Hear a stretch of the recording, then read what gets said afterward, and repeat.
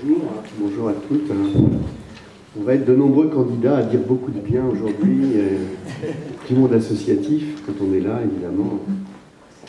En fait, vous êtes un élément essentiel et constitutif de notre République.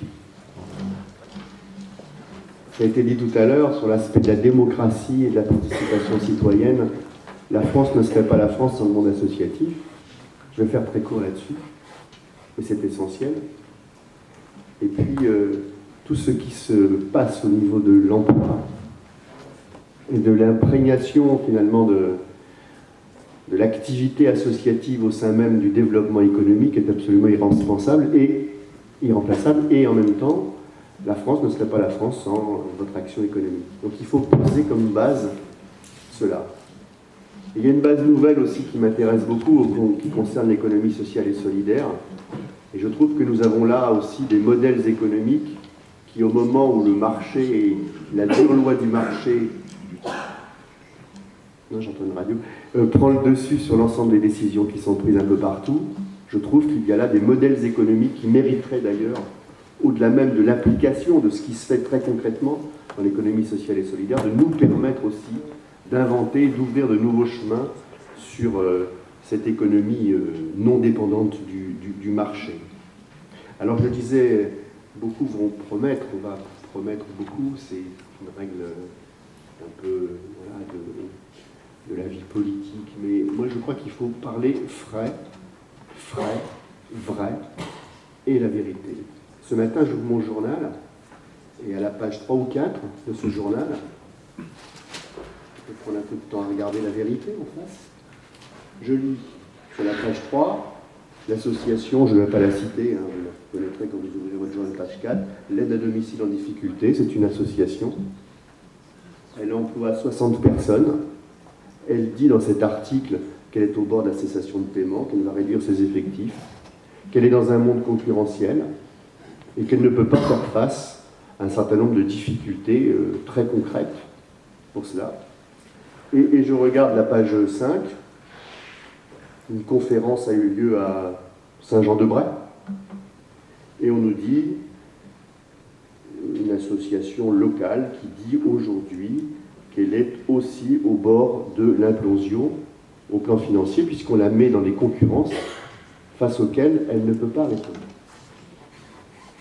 Et quand on lit votre formidable étude que j'ai lue avec attention sur le monde associatif et les enjeux économiques, on dit que plus de 60% des présidents d'associations dont vous êtes dans la salle disent leur inquiétude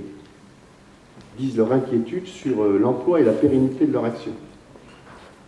Et puis si on va un peu plus loin dans ce constat, on va remarquer aussi que les financements de celles-ci dépendent bien évidemment des politiques nationales, dépendent des communes, des départements et des régions, en dernier. Et je veux souligner ici le formidable travail qui a été fait par cette collectivité régionale, et Marie-Madeleine Mialot le parlait tout à l'heure, on le disait tout à l'heure. Nous avons été innovants en région, à la place qui est celle d'une région, pour soutenir, à la place qui est celle d'une région, le monde associatif, notamment par les CAPASSO, mais aussi par le budget des sports et le budget de la culture. Je fais une petite parenthèse ici.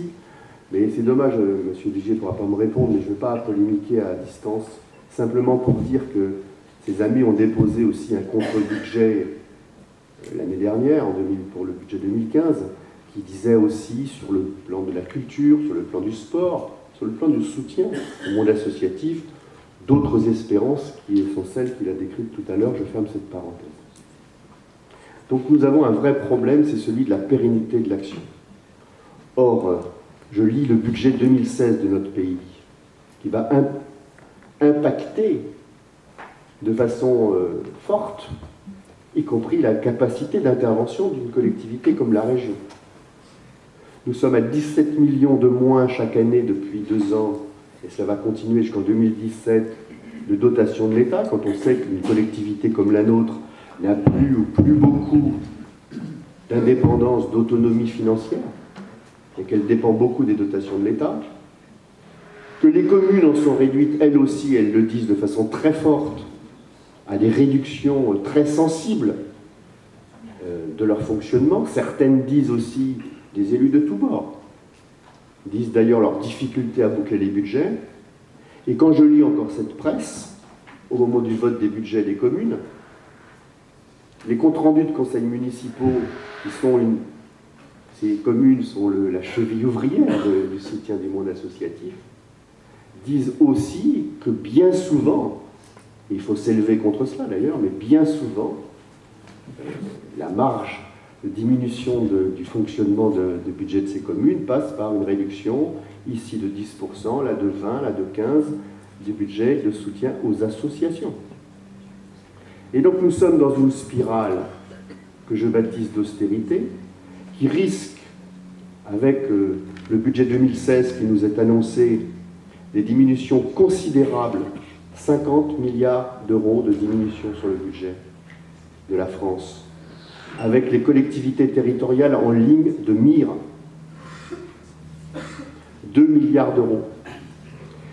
Les conséquences de ces politiques-là nous conduisent évidemment, région, à prendre nos responsabilités, et je suis de ceux qui soutiendront toutes les initiatives et tous les projets qui permettront au monde associatif, effectivement, de tenir au haut de la vague.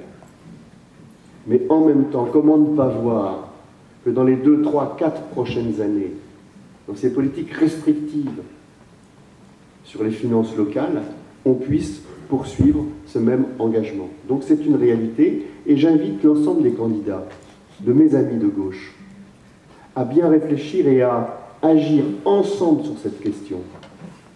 Comment dépasser les politiques d'austérité aujourd'hui qui peuvent permettre de répondre aux 5 engagements que vous avez décrits tout à l'heure. Ces engagements sont sur l'emploi, sont sur la formation, sont sur la démocratie. Pour y répondre, il lui faudra effectivement des moyens.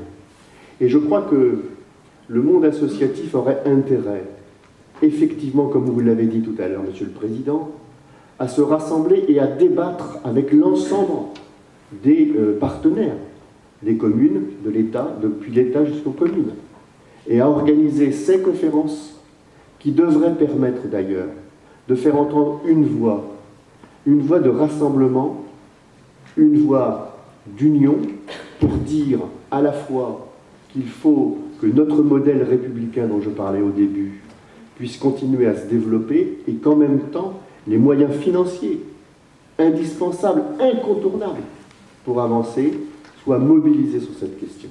C'est une cause nationale, je le dis comme je le pense.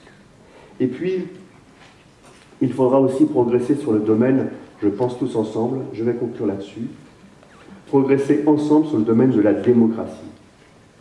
Le monde associatif, et votre étude, je le répète, est très très intéressante là-dessus, montre aussi la complexité du monde associatif.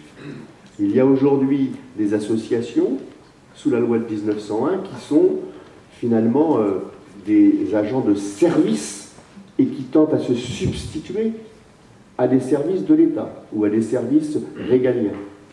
Je crois qu'il faudrait beaucoup réfléchir sur les missions des uns et des autres là-dessus. Parce qu'on n'est pas dans la même configuration, que l'on soit une petite association locale qui aide à l'insertion, ou qu'on soit une grande association de services qui remplit des missions plus importantes. Et puis pour finir, je voudrais dire un mot sur le sport et la culture, qui sont des domaines aussi qui méritent toute notre attention. Je crois que le budget du sport tel qu'il nous est présenté dans le projet de loi 2016, le budget de l'État, pose un vrai problème au monde sportif. On va accueillir les Jeux Olympiques, on est candidat, on va dire c'est plutôt ça. Parce que je souhaite tellement qu'on les accueille, que j'anticipe sur les décisions qui seront prises. Mais en tous les cas, que l'on prenne 15%, on va être précis, du budget du Fonds de développement du sport pour l'accueil éventuel de ces Jeux Olympiques, me pose un problème, c'est celui de l'équité au sein du monde sportif. Nous vivons une crise importante dans le monde sportif, crise financière, et je crois qu'il n'est pas de bonne loi de diminuer le budget des sports au moment olympique là. Et deuxième question, sur le budget de la culture, je crois qu'il serait absolument incontournable que l'ensemble des collectivités et que l'État prennent cet engagement très fort, et nous allons le prendre pour ce qui nous concerne en région, de sanctuariser le budget de la culture à 1% du produit intérieur brut, et que derrière le budget de la culture, vous avez avant tout de l'emploi. Chaque manifestation culturelle, c'est 80% consacré à l'emploi. Et donc l'emploi, la formation, le développement de la citoyenneté passe par des engagements extrêmement forts sur ces questions budgétaires et financières dont j'ai voulu m'attarder un peu pour montrer qu'il faudra ensemble dépasser les logiques austéritaires. Je vous remercie. Merci, M. le ministre.